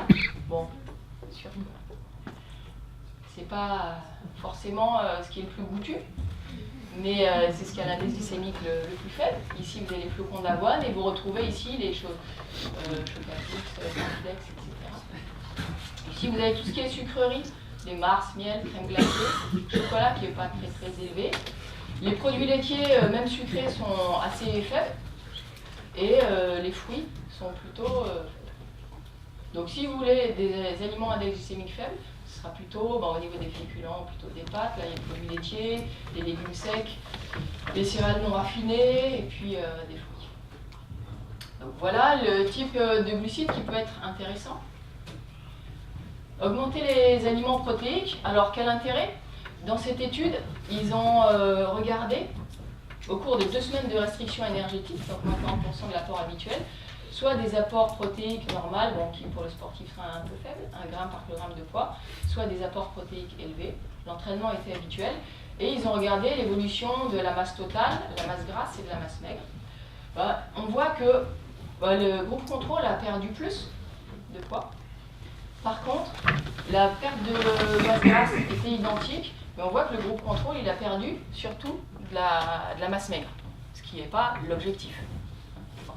Donc cet apport protéique plus élevé va servir à préserver en fait, la masse maigre au cours d'un déficit énergétique. Est-ce qu'il y a une différence entre le fait de prendre un petit déjeuner plus copieux ou un dîner plus copieux? Donc c'est la question que sont posées ces chercheurs. Alors c'était pas des sportifs, c'était des femmes en surpoids, 93, 12 semaines de restriction énergétique à 1400 calories. La répartition des apports était différente. Soit ils mangeaient plus le matin, 500 calories le matin, 500 à midi et 200 le soir, ou l'inverse, 200 le matin, 500 à midi, 500 le soir. Quelle différence? Vous avez ici le poids. Quand les repas plus importants étaient pris le dîner, on voit que la perte de poids était moins intense. Donc il vaut mieux prendre un petit déjeuner un peu plus copieux et alléger le dîner.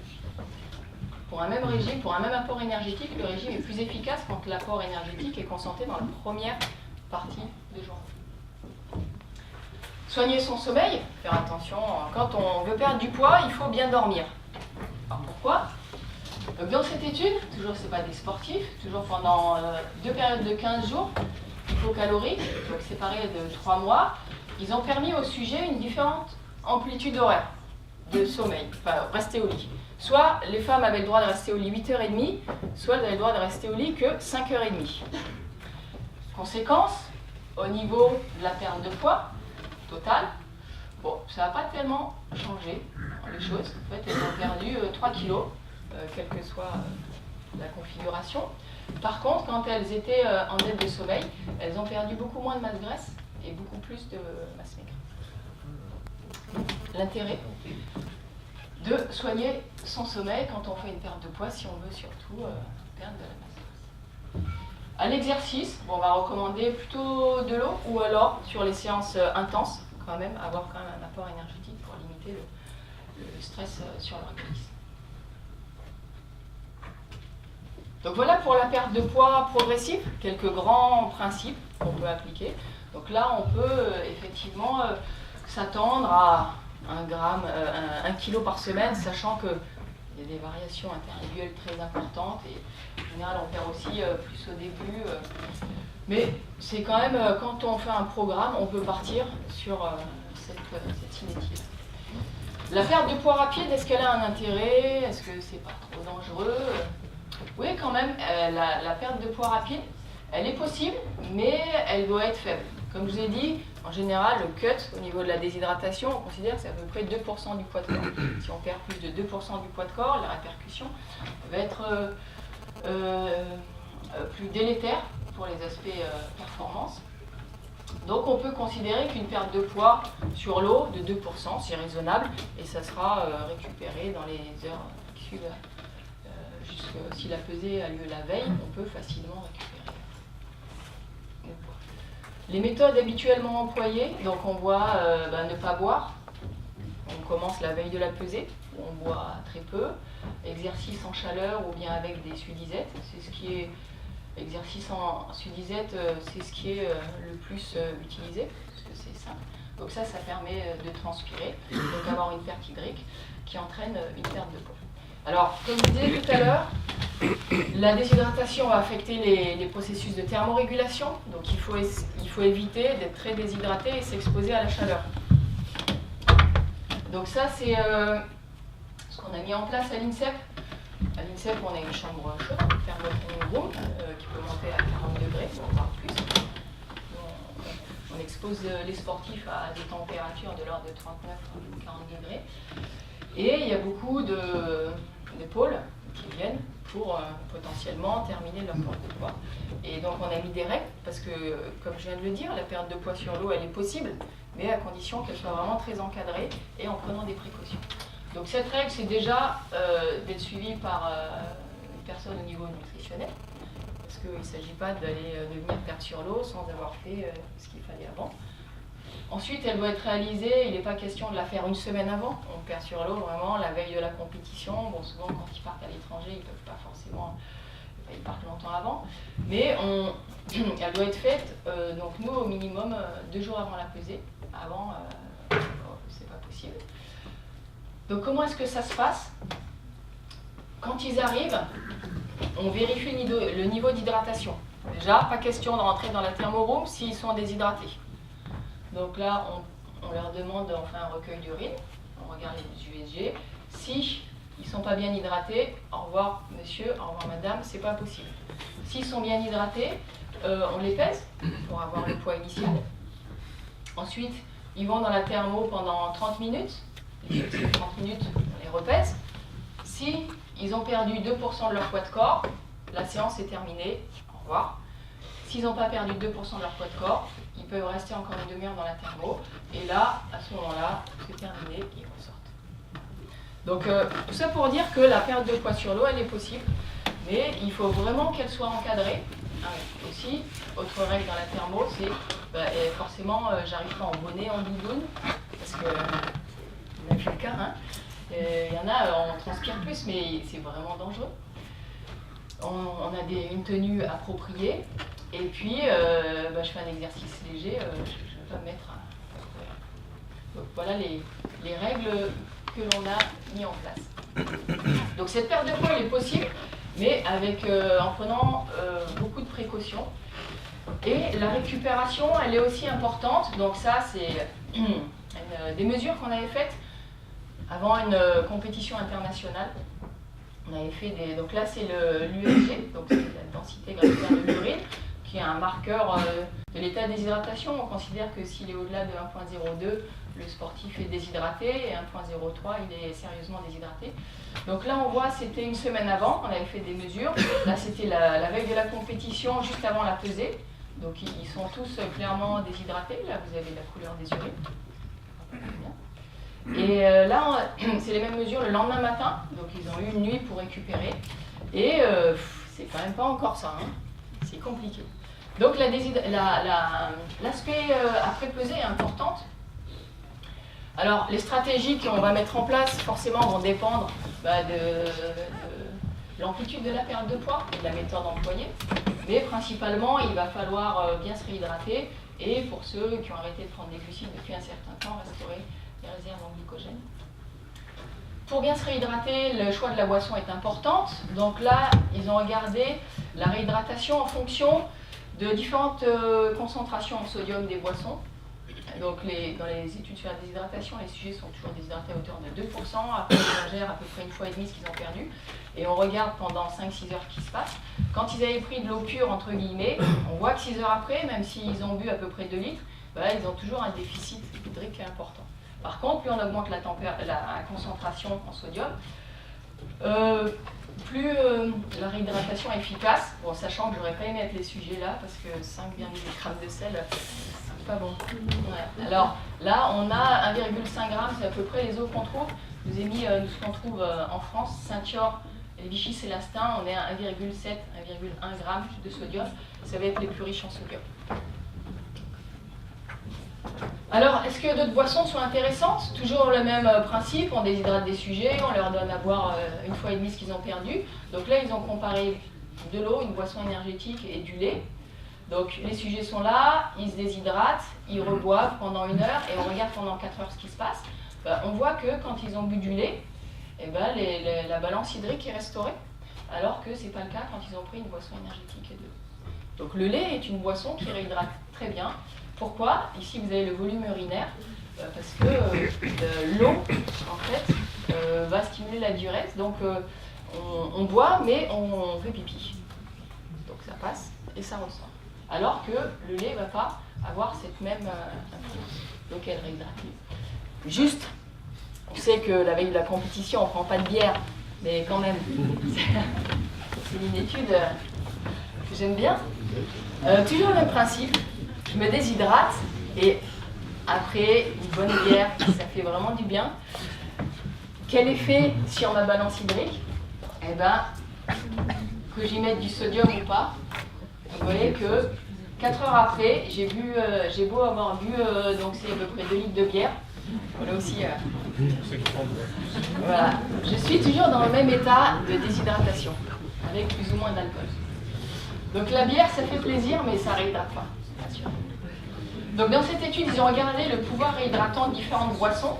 Ils ont pris comme référence l'eau pure, qui était à 1. Et vous voyez, pour le Coca, Diet Coke, boisson énergétique, le lait, on voit. Donc plus c'est élevé, plus la boisson réhydrate. Qu'est-ce qui ressort? On a ici le lait, que ce soit entier ou écrémé, ou bien là la boisson de réhydratation, qui est ce qui réhydrate le lait. Donc, pour se réhydrater, une boisson de réhydratation, par exemple la diarrhée, c'est ce qu'on donne, ou bien du lait ou des eaux riches en sodium, Vichy-Célestin, Saint-Thior. Si on prend une boisson sucrée, alors il ne faut pas qu'elle soit trop concentrée parce que ça va ralentir la vidange gastrique.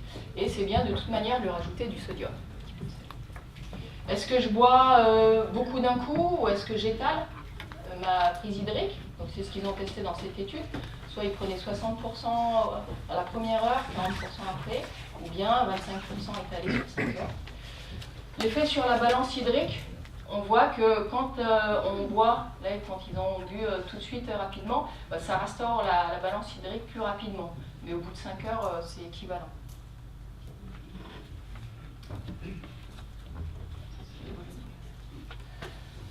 Donc si j'ai peu de temps pour récupérer, il faut commencer par un large volume. Alors ça c'est le premier volume, et un volume important, ça va entraîner une vidange gastrique très rapide. Et puis après, on va prendre des volumes plus faibles.